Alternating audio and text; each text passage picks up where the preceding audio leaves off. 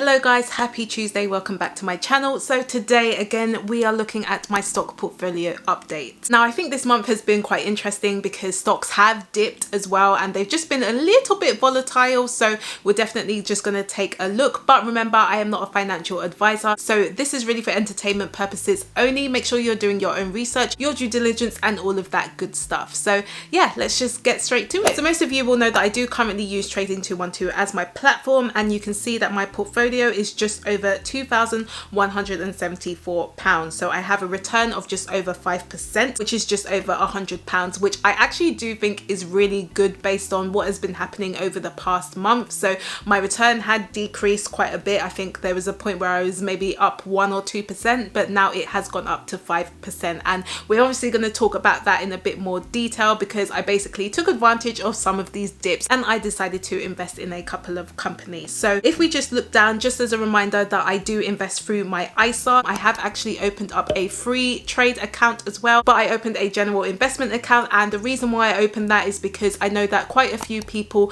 haven't been able to use Trading 212 because they are basically putting everyone on waiting lists. So I have been testing out FREETRADE to see if that's something that I would personally recommend to other people if they want to use that as a platform. So I do actually think FREETRADE is quite good. The only thing is if you choose the ISA option, I do think you have to pay £3 a month, but I do think that's relatively quite cheap compared to other platforms, and I do think the interface is actually quite good. So I will link in the description below my link for FREETRADE so that we both can get a free share if that's something that you're interested in. Remember though, FREETRADE and Trading 212 aren't going to be for everyone. Make sure you're doing your research, make sure you're doing your due diligence, and don't just blindly invest in what I'm investing in because again, I am not a financial advisor. So let's just move on and see what my portfolio is saying. So the first one is something that is relatively new. So you can see that I did actually invest in Apple. Now, do I think Apple is still slightly overvalued? Yes, I do. However, I do think there are very, very strong fundamentals when it comes to Apple. So when you look at their balance sheet, when you look at their earnings report, I do think they are still doing very well. And also because they are still innovating, I do think there is some room for growth. Now, they may not grow as fast as previously, but I do think there is still room for growth. So that is exactly why I decided to invest in Apple. Again, it's based on my goals.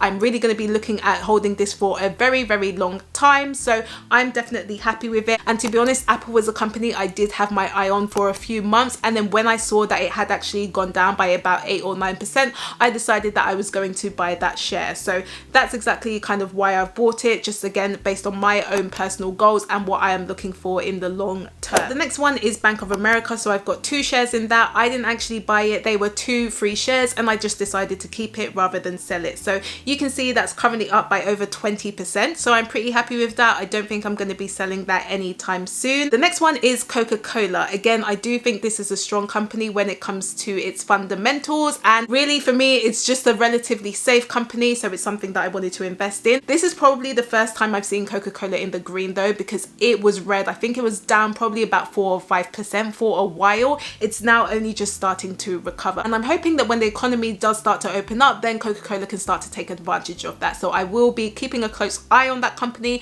just making sure that everything is all okay. So the only thing I would say is I don't tend to invest in too many individual companies, and the reason why is because it does take a lot of research and it takes a lot of work every single time as well, because you'll really want to make sure that you're keeping updated with the company and their earnings report just to make sure that it is still a good investment. So I would definitely be taking that into consideration if you are looking at investing in individual companies. Plus, if you're new to investing and you have no idea how you can actually start investing in the stock market, I do have a video talking through that in a bit more detail and it gives you examples. So of course I will link that up here for you and in the description below. But yeah, it's currently up by 2%, so I'm very happy with that. The next one is the iShares Developed Markets Property ETF. So this is something that I've been investing in over the past couple of months. Again, I know that it had really taken a battering, especially because of lockdown and everything like that. So I decided I was going to take advantage, and it's currently up about 6%. So I am definitely happy with that. I do think it will continue to recover later on. And then the next one is a new ETF that I recently bought, and it is actually the Global Clean Energy ETF. Now,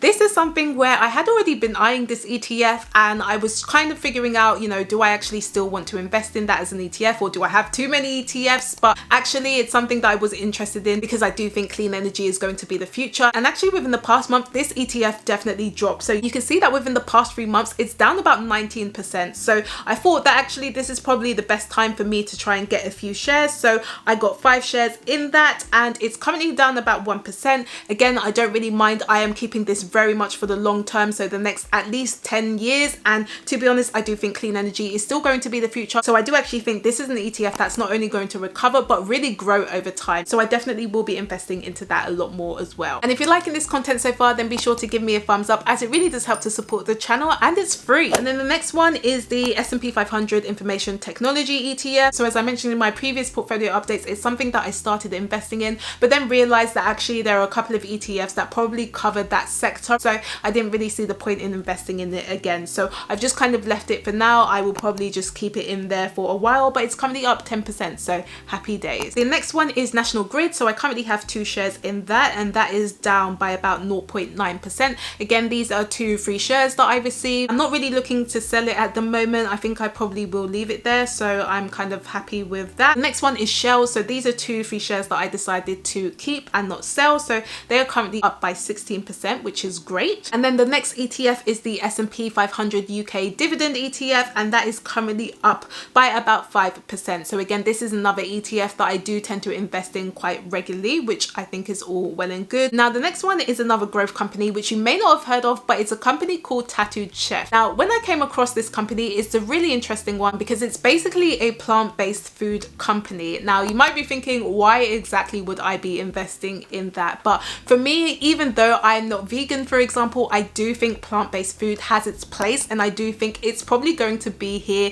for the long run, and I do think it's something that's a really growing industry as well. So the reason why I decided to go for this company is because they have very, very strong fundamentals, and I do think that they could potentially be a very, very good competitor to Beyond Meat. So essentially it's plant-based frozen food. Now they are mainly based in the US, but they do manufacture in California and Italy as well. So it's a really interesting company. So I would say this is probably one of my more risky investments. However, because they have such a strong balance sheet, and I think that if they can get their marketing and branding right, I do think that they can really scale. So I definitely will be keeping my eye on them. To be honest, I only just bought a couple of shares, so it will be really interesting to see how they actually perform over time. But right now I'm very happy with that investment. Although it is down about 1.5%, I do think of course it will recover over time. So I'm really interested to see how they perform over time, and I'm quite excited for that. The next one is Uber. So again, this is another free share that I received, and it's currently up 42%, so this is happy days. I don't know whether it still has room for growth. I think we'll have to see, but again, it's another interesting company, so yeah, pretty happy with that. And then the next one is Unilever. So I currently have about 5 shares in that, and that is currently down 1%. Just based on Unilever's performance and their earnings, I really think that the main reason is because of lockdown, because you could see that they were doing very well when it came to any of their cleaning products or products that are really mainly used at home. I think the only thing with this is that in terms of their other products that are usually used outside of the home, I think that's really kind of had an impact on their earnings. So it'll be interesting to see how they recover. Again, I'm pretty much keeping that for the long term, so